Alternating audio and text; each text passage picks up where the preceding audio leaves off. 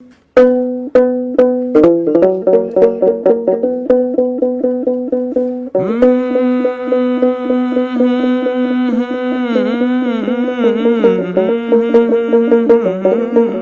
ምለው የኢትዮ 360 ጉዳይ በአስቸኳይ በህግ እንዲፈታ እንፈልጋለን። ሀብታሙ አያሌው ያለምንም ቅድመ ሁኔታ ቦታውን አስረክበ ኢትዮ ሰገነት ብለህ የያዝከው ሚዲያ ይዘው ልቅ ማለት ትችላለህ።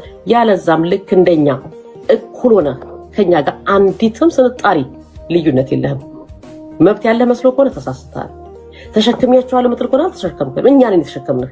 እርግጠኛ ነገር ተሸክመን እኔ ኖር ነው ቢገባህ ኖሮ አየር ላይ ቁጭ ብለህ ያን ሁሉ ስታወራ ዝም የተባልከው ስለተሸከምንህ ነው እንጂ አውቀህ አይደለም። እኔ አጠገቡ ቁጭ ብዬ የምሰራውን ሰው እያፈንተ በሰባዊ መብት ተሟጋች አይሆንም። መጀመሪያ እኔ መብት ተከብሮ ነው ከዛ በኋላ ሰባዊ መብት ተሟጋች የሚሆነው። ያ አይደለም። ሰባዊነት የሚጀምረው ካጠገብ ነው፣ ከራስ ነው ሰባዊነት የሚጀምረው። ኢትዮ 360 ከተቋቋመ እኔ 4 ሰዓት ድፍን የተኛውበትን ጊዜ አላስታውስም። ድፍን 4 ሰዓት የልጅ እናት የልጆች እናት ነኝ፣ ሴት ነኝ። ሴት ስትሆን ደግሞ መከራውን አስቡት። ሴት የሆነ ይገባዋል። ምናልባት የሰባዊ መብት ተሟጋች ምናምን የተባለው ሀብታሙ ይገባዋል አላውቅም። ምክንያቱም እዛ ጋር እያየን ነው ማንግባባው፣ እዛ ጋር ያየኛል።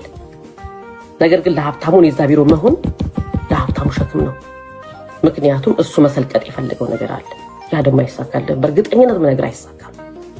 እንዲያውም ካሰብከው በኢትዮ 360 ውስጥ ሁላችንም በመስራቾቹ እኔም ልዩም አንተ ብሩክም መብት አለን።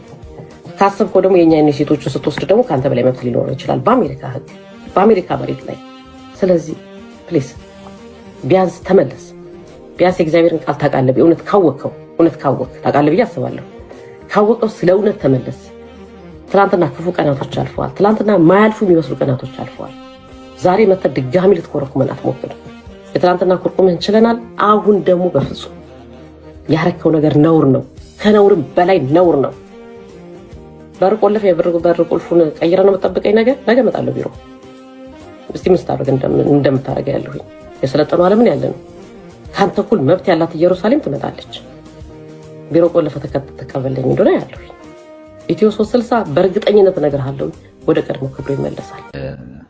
የእናንተን ስሜት መጋራት ስለፈለኩ ነው ጆይን ያረኳችሁ። እንዲህ አይነት አፈና በኢትዮ 360 ውስጥ ይኖራል ብዬ በፍጹም አስቤ ስለማላውቅ ይሄ አፈና እጅግ በጣም አስነዋሪ መሆኑን መናገር ስላለብኝ ይህን እድል ልጠቀም ብዬ ነው። በጣም እኔም እዚህ ያለሁበት ቦታ ላይ ስብሰባ ውስጥ ነኝ። 5 ደቂቃ ነው አቋርጬ የወጣሁትና በሆነው ነገር በጣም አዝናለሁ። ነገር ግን እኔ እዚህ ደረጃ ከመደረሱ በፊት ነገሮች በህጋዊ መልኩ ወይም ደግሞ የድርጅቱ የተቋሙ ህገ ደንብ በሚፈልገው መልኩ ወይም በሚፈቅደው መልኩ እንዲከናወን ውስጥ ትግል ከሚያደርጉ ሰዎች መካከል አንዱ ነኝ። ያን ነገር ስናደርግ ነው የቆየነው። ከምንም በላይ ማዝነው ቦርድ ተቋቁሟል። ቦርድ የሚባለው አካል ምንም አይነት እስከዛሬ ድረስ ለተፈጠሩ ነገሮች እስከዛሬ ድረስ ለሆኑ ነገሮች ምንም አይነት ሪስፖንድ አለማድረጉ ምንም አይነት ነገር ለማድረግ ችግሮቹን ያውቃል። ወደ ኋላ ምናልባትም ኢትዮ 360 ሰራተኞች ሲለቁ አልጠየቀም። ሰራተኞቹ ለምን ሄዱ፣ ለምን ለቀቁ፣ ምንድነው ችግሩ ብሎ አላወያየም። እነኚህ ነገሮች ሁሉ ወደ ኋላ ተመልሶ ማንሳት ይቻላል። አንድም ቀን ምላሽ ሊሰጥ አልቻለም። አሁን ህገወጥ ነገሮች ይከናወናሉ። ፕሮፌሽናል ያልሆኑ ነገሮች በተቋም ውስጥ ይከናወናሉ። የዛሬውን ጨምሮ ከዚህ በፊትም የተከናወኑ ነገሮች አሉ።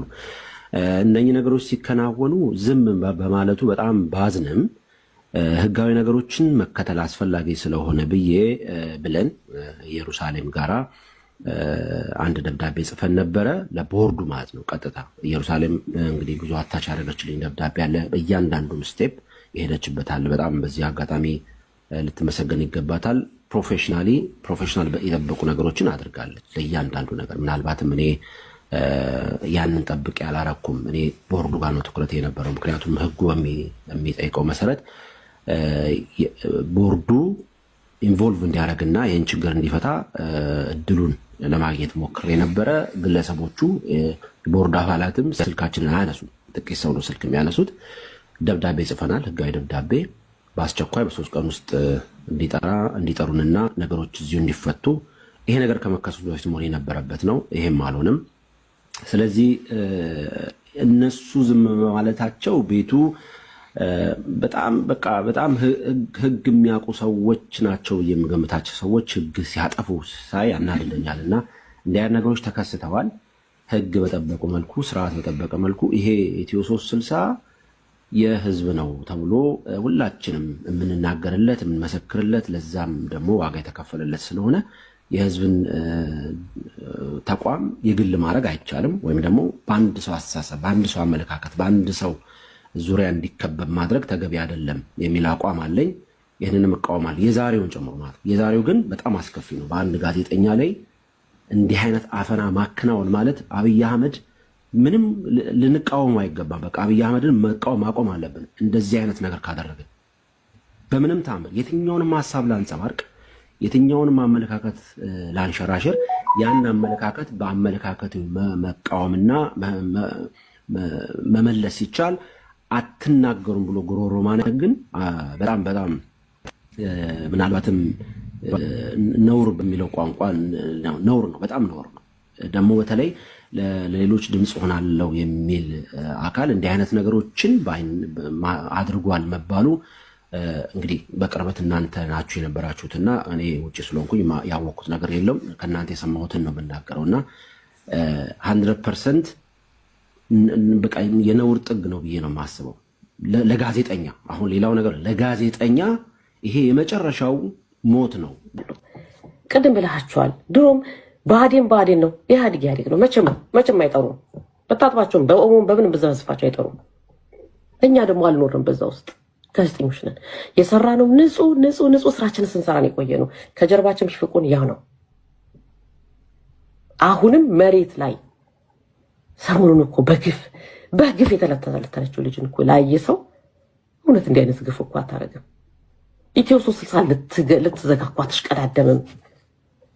ይህንን ጭካኔ እያደረገ የሰብአዊ መብት ተሟጋች ጋዜጠኛ አይደለም ሆኖ ማያውቅም። ጋዜጠኛ ሆኖ ማያውቅም። የሰብአዊ መብት ተሟጋች ሆኖ ማያውቅም።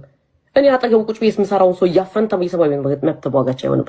መጀመሪያ የኔ መብት ተከብሮ ነው ከዛ በኋላ ሰብአዊ መብት ተሟጋች የሚሆነው። ያ አይደለም። ሰብአዊነት የሚጀምረው ካጠገብ ነው፣ ከራስ ነው ሰብአዊነት የሚጀምረው። ያንን ሰምተን ገና ሀዘን የስንቱ ሀዘን እኮ አለ። የዚህ እቺ ልጅ እኮ አንድ ምሳሌ ናት፣ አንድ ማሳያ እኮ ናት። እውነት ለመናገር በኢትዮጵያ ምድር ላይ በየቀኑ የሚሰማው ሰቆቃ እውነት በአንድ ሰው ብቻ የሚገለጽ ነው እንዴ? አንድ ማሳያ ናት እኮ እቺ ልጅ። ይብላኝ ለዛች ለእናቷ፣ ለዛች ለደሃ እናቷ። ስለ እውነት ነው፣ ስለ እውነት ያሳዝናል። ስለ እውነት የደረስንበት ጊዜ አሁንም ምለው ያስረዘምኩት ይቅርታ ጠይቃለሁኝ። አሁንም ምለው የኢትዮ 360 ጉዳይ በአስቸኳይ በህግ እንዲፈታ እንፈልጋለን። ሀብታሙ አያሌው ያለምንም ቅድመ ሁኔታ ቦታውን አስረክበ ኢትዮ ሰገነት ብለህ የያዝከው ሚዲያ ይዘው ልቅ ማለት ትችላለህ። ያለዛም ልክ እንደኛ እኩል ሆነ ከኛ ጋር አንዲትም ስንጣሪ ልዩነት የለህም። በቃ ድምጽህ አትናገርም ተብሎ መታፈን። አብይ አህመድ 200 እና 300 ጋዜጠኞችን አፈነ፣ አሳደደ፣ እንዲያረገ ስንል የምንውል ሰዎች ራሳችን ስናፍን እጅግ በጣም የሚያሳዝን ነውና ይሄ ነገር ተከስቶ ባላይ ደስ ይለኝ ነበር። እኔ ባለውበት ተቋም ውስጥ እኛ ባለንበት ተቋም ውስጥ ዋጋ ከፍለናል የምንልበት ተቋም ውስጥ ባይሆን ደስ ይለኝ ነበር። ሆኖ አየሁት። የታሪካችን አንዱ አካል ይሆናል ማለት ነው። ምናልባትም ወደፊት መዝገብ የምናስቀምጥ ከሆነ በመዝገባችን ውስጥ የሚቀመጥ አንድ ጥሩ ነገር ይሆናል ማለት ነው። ጥሩ ነገር ማለት ለማስተማሪያ። ብዙ ግጭቶች በመካከላችን አሉ፣ ብዙ አለመግባባቶች አሉ፣ ብዙ ነገሮች አሉ፣ ግን አልተፋፈንም። አንዱ ለማፈን ተካሂዶ አያውቅም እና ልክ ማናችንም ቢሆን ስንታፈን ከአፈናው ላለመሞት የምናደርገው ጥረት ብዙ ነገሮች ሊያናግሩን ይችላሉ። አሁን ላለመሞት እየተደረገ ያለ ጥረት ነው። እሷ ላይ የመጣው ነገር የጄሪልና ነጌጥዬ አፈወርቅ ላይ የመጣው ነገር ነገ እኔ ላይ ይመጣል። በአጋጣሚ ሆኖ ሶስቱም ፕሮፌሽናል ጋዜጠኞች ናቸውና ያውቁታል፣ ፔኑን ለሌሎች ድምፅ መሆኑን ያውቁታል። ሌሎች ሲታፈኑ ምን ያህል እንደሚቆረቁር ያውቁታልና ይሄ በመሆኑ በጣም አዝናለሁ። አሁንም ነገሮች በውስጥ ቢፈቱ ደስ ይለኛል። ያንንም ነው የምንጥረው። ቫዮለንት የሆኑ ነገሮች እንዲኖሩ አንፈልግም። ስለዚህ አሁንም ቢሆን የኢትዮጵያ ሕዝብ ይሄ ተቋም የኢትዮጵያ ሕዝብ ነው ብለን የኢትዮጵያ ሕዝብ አዋጥቶ ያቋቋመው እስከሆነ ድረስ የኢትዮጵያ ህዝብ በዚህ አካባቢ ያሉ በቅርበት በየትኛውም ዓለም ያሉ በጨዋ ቋንቋ ተቋሙ የሚቀጥልበትን ነገር ማመቻቸት ያስፈልጋል። ሁላችንም አንድ ድምጽ ነው ያለን እዛ ቤት ውስጥ። ማንም የተሻለ ድምጽ የለውም፣ ማንም የበለጠ ድምጽ የለውም። ሁላችንም የሚመራን ደንቡ ነው። በደንቡ መሰረት ህጉን ጠብቆ ማንም ሰው መሄድ አለበት። አፈወርቅ አውሮፓ ነው ያለው። ጌጥዬ ትላንትና ጫካ ነበረ፣ ዛሬ ተሳዶ ሰው ሀገር ነው ያለው። እኛ አሜሪካን ሀገር ነው ያለነው። ወደ ሀገራችን ድንጋባ የተደረግንበት ተቋም ነው። ሽብርተኝነት የተከሰስንበት ተቋም ነው። ብዙ ነገሮቻችን ቤተሰቦቻችን ክብር ያጣንበት ነው። ቤተሰቦቻችን ሲሰደቡበት የነበረ ተቋም ነው። ይሄ ተቋም እርስ በርስ ተፋፍኑ ማለት በጣም በቃ ለቃላት በሁሉ አይመችም ይሄን ነገር ማድረግ። ስለዚህ የኢትዮጵያ ህዝብ በዚህ አካባቢ ያላችሁ ስትደግፉ የኖራችሁ ለተቋሙ ለኢትዮ 360 ስትቆሙ የነበራችሁ ተቋሙ እንዲቆም የድርሻችሁ እንድትወጡ ነው። ማንንም ማፈን የለበትም የሚለው ላይ ትኩረት እንዲደረግ እፈልጋለሁ። ብዙ ነገሮች አሉ። እናንተም ኢትዮ 360 በመረጃ ታምቶ አያውቅም። ለምን ዛሬ እንደዚህ እንደሆነ አላውቅም። እንጣላለን እኮ ይሄ ነገር በዚህ ቢደረግ ይሄ ነገር እኮ እንደዚህ ከዚህ አንጻርስ እንዴት ያመጣብንን በጣም ዱላ ቀረሽ ተነጋግረን እናውቃለን። እና ያ ነገር ግን ለመተፋፈን አይደለም። ወደ ኢትዮጵያ የሚደርሰው መረጃ ኤግዛክትሊ 100% እርግጠኝነት እንዲኖረው ነው። ያንን ከማድረግ ውጭ ግን ይሄን አትናቅ። ተመካክረን የምናረጋቸው ነገሮች ብዙ ናቸው። ተመካክረን ያስቀረናቸው የኢትዮጵያን ህዝብ ይጎዳል፣ ትግሉን ይጎዳል ብለን ያስቀረናቸው በጣም ብዙ ቃለ ምልልሶች አሉ። ብዙ ዜናዎች አሉ። ብዙ ፕሮግራሞች አሉ። ያስቀረናቸው ፕሮግራሞች እኔና ጌጥዬ 2 ሰዓት ቀርጸን ያስቀረውት ፕሮግራም አለ። በእኔና በሱ ውይይት ማለት እኔና እሱ እንኳን ሳንግባባ ቀርተን ያለ መግባባታችን ኢትዮጵያ ትግሉን ይጎዳል ብለን ያስቀረናቸው እንዲህ አይነት ነገሮች ናቸው የነበሩት።